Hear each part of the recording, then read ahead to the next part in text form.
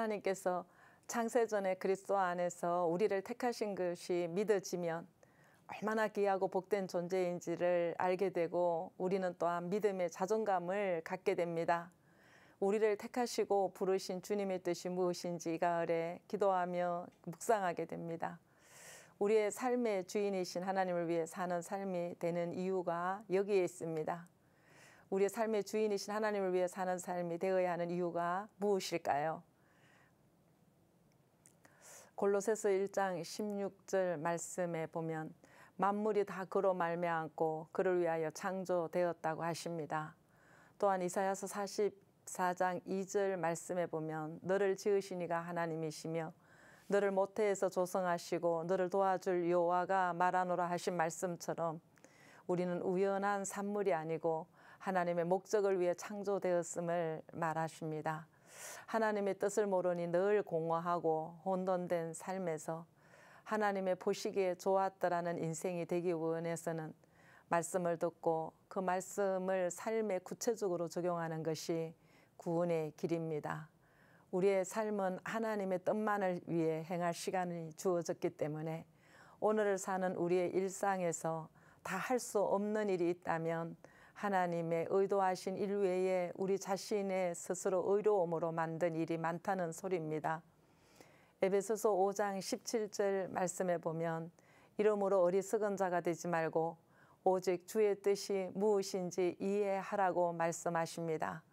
영생이 없는 사람은 이 땅에서 죽은 후에 내가 어떤 사람인지 기억되고 싶어서 영원한 유산을 남기기를 원합니다. 어느 날 하나님 앞에 우리는 서게 될 것이고 우리의 삶이 셈을 받을 것입니다. 이 땅의 흑암의 권세 아래 혼돈된 두법에서 헤매다가 하나님의 뜻을 모르니 우리는 할 만큼 했다고 이젠 더 못 참겠다고 외치는 악과 불신의 삶이 될 수밖에 없었습니다. 요한복음 14장 6절 말씀에 보면 내가 곧 길이요 진리요 생명이니 나로 말미암지 않고는 아버지께로 올 자가 없느니라 하십니다. 창조주이시면서도 티끌의 모습으로 낮아지신 예수님을 기억하기 원하고 새 창조의 사역이신 성화의 구원을 이루라고 우리 환경 가운데 보내신 모든 인간관계와 시간과 상황을 허락하여 주셨으니 지금의 환경이 내 삶의 결론임을 알아야 되겠습니다. 하나님은 우리가 무슨 일을 했으며 또 내가 가진 종교적인 배경과 교리를 물으시지 아니하시고 얼마나 주님을 사랑하고 신뢰하며 하나님께서 우리를 위해 열어놓으신 구원과 생명에 대한 일들을 순종했느냐 물으실 것입니다. 전도서 3장 11절 말씀에 보면 하나님이 모든 것을 지으시되 때를 따라 아름답게 하셨고 또 사람에게는 영혼을 사모하는 마음을 주셨다고 하셨습니다. 이 땅의 삶이 전부가 아닙니다. 다음의 삶을 준비하는 가정이라고 말씀하시고 하나님의 형상을 이루도록 이 땅의 삶을 허락하셨다는 것입니다. 바울은 고린도후서 5장 1절 말씀에서 만일 땅에 있는 우리의 장막이 무너지면 하나님께서 지으신 집 곧 손으로 지으신 것이 아니요 하늘에 있는 영원한 집이 우리에게 있다고 하십니다. 우리가 이 땅에서 내 뜻대로 내 소견대로 살다가 영생을 지옥으로 살지 말고 성령님을 의지하여 그 인도하심을 따라 살다가 영생을 천국으로 생명 걸고 가야 될 것입니다. 고린도후서 4장 18절 말씀에 보면 이는 세상은 잠깐이요 보이지 않는 것이 영원하다 하십니다. 지금의 삶 그 이상의 것이 있음을 우리는 알아야 될 것입니다.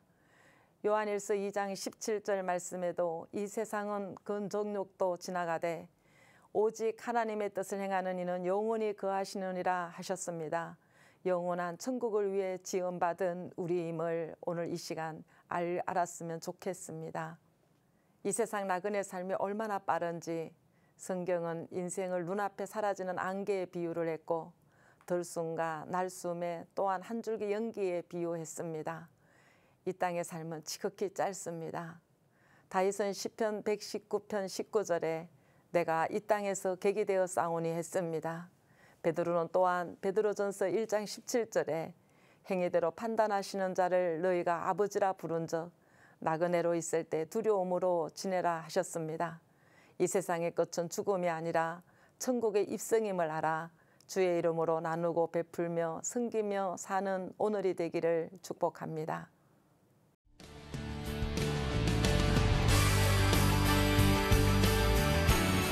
In the beauty